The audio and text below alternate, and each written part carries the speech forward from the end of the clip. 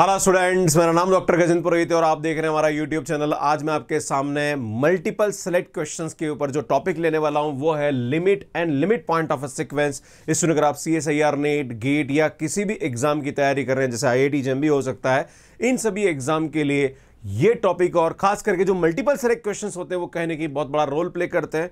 तो आज मैं आपके सामने ये कंसेप्ट डिस्कस करूंगा, प्लस इसके जो इंटरलिंक कंसेप्ट है वो मैं आपके सामने डिस्कस करने वाला हूं। तो सुन देखिए।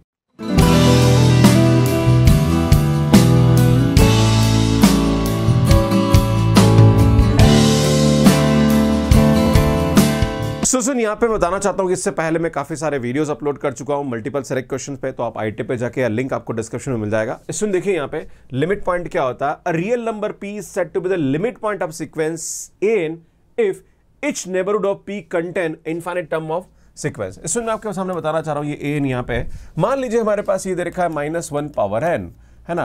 तो यार आप बोलोगे सर इसके लिमिट पॉइंट क्या क्या हो सकते हैं, जैसे मैं आपको बताना चाह रहा हूँ कि यहाँ पे हमारे पास जो टर्म निकलेगी, अगर आप देखेंगे इसकी सीक्वेंस तो ये आएगा -1 1 -1 1 -1 1, राइट।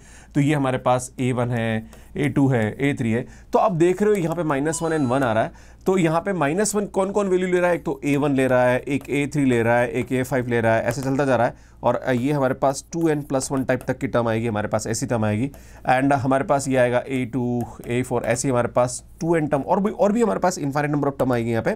तो आप देख रहे हो कि इसको अटेंड करने वाले हमारे पास इनफाइनाइट नंबर ऑफ टर्म है जो कि -1 को अटेंड कर रही है, इसी टाइप से 1 को यहाँ पे कर रही है। तो इसमें -1 and 1 इसका यहाँ पे क्या हो जाएगा, लिमिट पॉइंट हो जाएगा, राइट। तो ये हमारे पास डेफिनेशन होती है। जैसे हमारे पास दे रखा जा रहा है 1/n, तो 1/n की बात करें तो अगर मैं इस सीक्वेंस को लूँ यहाँ पे, तो इसमें 1 जैसे मैं 1 रखूंगा तो इसकी वैल्यू 1 आएगी, जैसे 2 रखूंगा तो 1/2 आएगा, जैसे रखूंगा तो 1/3 आएगा। पर आप जैसे इसके 0 के करीब पहुंचोगे तो यहाँ पे इनफाइनाइट नंबर ऑफ टर्म्स आएगी इसके आसपास में, राइट, इसके 0 के नेबरहुड में। तो 0 हमारे पास यहाँ पे क्या होगा, इसका लिमिट पॉइंट हो जाएगा। इसी टाइप से मैंने आपको बताया था कि -1 पावर n, तो 1 and -1 इसका लिमिट पॉइंट हो जाएगा। अगर यहाँ पे ये देखा जाए तो सुन यहाँ पे हमारे पास क्या होगा, जैसे ये बोल रहा है कि ये हमारे पास बहुत अच्छा एग्जांपल होता है, ये एक अनबाउंडेड सीक्वेंस होती है। और यहाँ पे बोला कि जब n इवन है तब ये कितना आ रहा है 1, और जब n ऑड है तो n आ रहा है। तो n जब 1 रखेंगे तो ऑड ही आएगा, फिर जब 2 रखेंगे तो 1 आ जाएगा, जब 3 रखेंगे तो 3 आ जाएगा, 4 रखेंगे तो 1 आएगा, 5 रखेंगे तो 5 आ जाएगा, 6 रखेंगे तो 1 आएगा, 7 रखेंगे तो 7 आएगा, 8 रखेंगे तो 1 आएगा। तो सुन ये हमारे पास सीक्वेंस है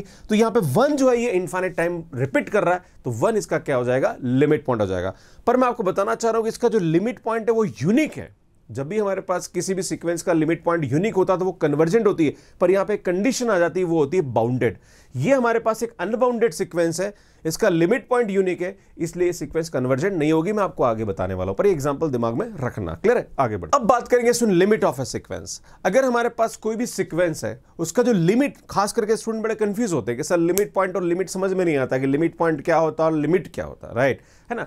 तो अगर हमारे पास a limit point of bounded sequence is unique then it is called a limit of sequence. अगर हमारे पास कोई भी बाउंडेड सीक्वेंस है और उसका लिमिट पॉइंट यूनिक है तो वही उसका क्या हो जाएगा, लिमिट हो जाएगा। जैसे आप बोलोगे सर -1 पावर n, तो यार ये एक बाउंडेड सीक्वेंस होती है, पर इसके 2 लिमिट पॉइंट आ जाते हैं 1 and -1, इसलिए यहां पे इसका लिमिट एग्जिस्ट नहीं करेगा, है ना। लिमिट पॉइंट तो 2 आ रहे हैं पर लिमिट एग्जिस्ट नहीं करेगा, क्लियर है ना। तो ये ध्यान देने की आवश्यकता है।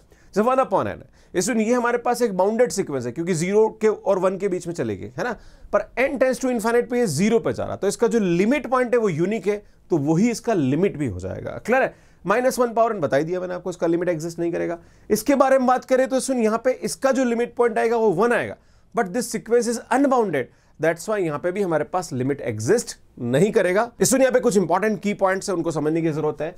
If a sequence have more than one limit point, then it does not have limit. अगर एक से ज्यादा लिमिट पॉइंट है तो वहां पे उसका लिमिट एग्जिस्ट नहीं करता। -1 पावर n इसका एग्जांपल है। A sequence is convergent if limit exist. अगर हमारे पास कोई भी सीक्वेंस कन्वर्जेंट होगी तो उसकी लिमिट 100% एग्जिस्ट करेगी। जैसे 1/n हमारे पास एक कन्वर्जेंट सीक्वेंस है तो उसका लिमिट हमारे पास यहाँ पे क्या होता है, 0 होता है। If sequence is unbounded then limit does not exist. अभी मैंने बोला था 1 and n वाला एग्जांपल, है ना, क्योंकि हमारे पास उसका लिमिट पॉइंट तो आ रहा 1 आ रहा, पर वो अनबाउंडेड सीक्वेंस है, इसलिए हमारे पास उसका लिमिट एग्जिस्ट नहीं करता है। इसमें limit n tends to infinity an + -bn, तो यार ये तो हमारे पास लिमिट की डेफिनेशन होती है, इसको हम ऐसा लिख सकते हैं, इसको हम यहाँ पे ऐसा लिख सकते हैं। अब कुछ इंपॉर्टेंट क्वेश्चंस लेते हैं जो कि इन कंसेप्ट पे बेस बनते हैं, और ये MSQ है, that is multiple select questions है। जैसे हमारे पास ये दे रखा जा रहा कि an हमारे पास ये सीक्वेंस दे रखी है, तो आपसे पूछा जा रहा है कि इसका जो लिमिट है वो क्या होगा, मतलब n टेंस टू इनफाइनाइट पे इसकी वैल्यू कहां पे जा रही है। तो इसमें बताना चाह रहा हूं कि n टेंस टू इनफाइनाइट रखोगे तो ये 0 हो जाएगा, n टेंस टू इनफाइनाइट रखोगे तो 0 हो जाएगा, और इसको n टेंस टू इनफाइनाइट रखोगे तो ये हमारे पास क्या आ जाएगा,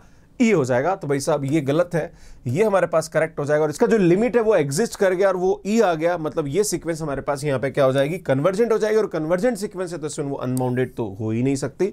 तो हमारे पास यहाँ पे B and C option correct हो जाएगा। सुन बात करेंगे नेक्स्ट क्वेश्चन में, which of the following is false. आपसे पूछा रहा है कि कौन सा झूठा ऑप्शन है, तो ये ध्यान देने की जरूरत है कि पहला ऑप्शन दे रखा कि every limit is limit point. Obviously हमारे पास हर लिमिट जो होता है वो लिमिट पॉइंट होता है, तो यार ये हमारे पास ट्रू ऑप्शन है।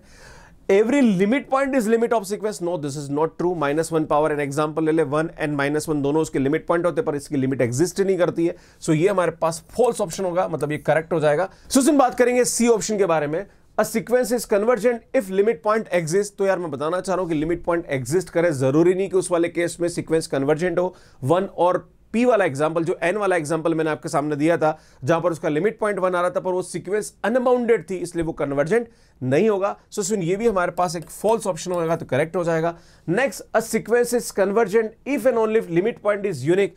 तो यार हमारे पास लिमिट पॉइंट यूनिक हो, उस वाले केस में सीक्वेंस कन्वर्जेंट हो, ये भी जरूरी नहीं है, क्योंकि यहां पे बाउंडेड होना जरूरी है। खास करके जैसे वही 1 एंड N वाला एग्जांपल आप देख रहे हो, वहां पे उसका लिमिट पॉइंट यूनिक था, पर वहां पे सीक्वेंस कन्वर्जेंट नहीं थी। तो यार ये भी हमारे पास क्या आ जाएगा, सुन फॉल्स ऑप्शन हो जाएगा, तो ये भी हमारे पास करेक्ट होगा। आपसे फॉल्स ऑप्शन पूछा जा रहा, तो ये तीनों हमारे पास फॉल्स होंगे। तो इस तरह से इस क्वेश्चन को हम यहाँ पे सॉल्व करते हैं। सुन नेक्स्ट क्वेश्चन के बारे में बात करेंगे। Consider the sequence an 1 + -1 power n 1/n power n दे रखा है। तो मैं आपको बताना चाह रहा हूं, सबसे पहले हम क्या करते हैं, इसके लिमिट पॉइंट निकाल लेते हैं। तो जब भी हमारे पास -1 पावर n आ रहा है, तो आपको यहाँ पे थोड़ा सा ध्यान देने की जरूरत है। आप यहाँ पे क्या करेंगे, n even लिख दीजिए आप, और एक n odd लिख दीजिए। जब आप n even लिखेंगे तो ये 1 + 1/n टाइप का हो जाएगा, है ना, क्योंकि -1 पावर n 1 हो जाएगा, है ना। और जब odd लेंगे तो सुनिए -1 पावर n n हो जाएगा। अगर हम यहाँ पे ये n ले रहे हैं, अगर हम n टेंस टू इन्फाइनाइट लें, है ना, जब मैं आपके सामने लूँ कि limit n tends to infinite लें, है ना, तो हम जानते हैं कि यहाँ पे हमारे पास दो केस बनेंगे। जब n even होगा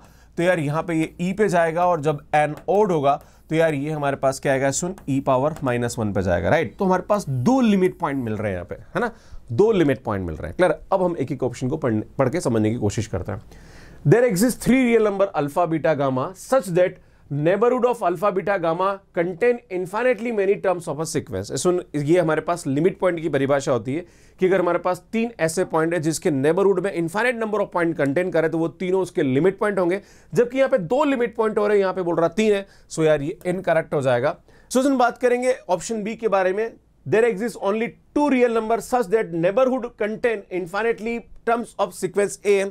तो भाई साहब ये बिल्कुल सही बात है, क्योंकि यहाँ पे 2 लिमिट पॉइंट आ रहे हैं, तो यार ये करेक्ट हो जाएगा। It is convergent sequence, no it is not convergent, क्योंकि यहाँ पे एक से ज्यादा लिमिट पॉइंट आ रहा है, यूनिक नहीं आ रहा, सो ये भी हमारे पास इनकरेक्ट हो जाएगा। It has 2 limit point, yes it is correct. तो हमारे पास बी एंड डी ऑप्शन यहाँ पे क्या आ जाएगा, सुन करेक्ट हो जाएगा। सो सुन यार ये क्वेश्चन है, और ये क्वेश्चन कमेंट बॉक्स के लिए, और इसका आंसर आपको कमेंट बॉक्स में कमेंट करके देना, और उसको सॉल्व करने में आपको कितने सेकंड्स लगे प्लीज कमेंट करके जरूर बताइए। ऐसी और भी मेरी सीरीज है जिसमें मैंने मल्टीपल सेलेक्ट क्वेश्चंस में काफी सारे कंसेप्ट डिस्कस कर रखे हैं, तो पूरी की पूरी प्लेलिस्ट आप यहां जाके देख सकते हैं। अगर आप यहां पे अपनी शॉर्ट ट्रिक को बहुत अच्छा करना चाहते हैं for CSI R NET, GATE, IIT या कोई भी ऐसा एग्जाम जहां पर हायर मैथमेटिक्स पूछी जाती है, तो यार नए वाले चैनल पर बहुत अच्छा काम कर रहा हूं, उस पर जाके देख सकते हैं। एंड यहां जाके मेरे चैनल को सब्सक्राइब कर सकते हैं, और यहां जाके आप मुझे इंस्टाग्राम पे फॉलो कर सकते हैं। आप सभी का बहुत बहुत धन्यवाद। Thank you, bye bye.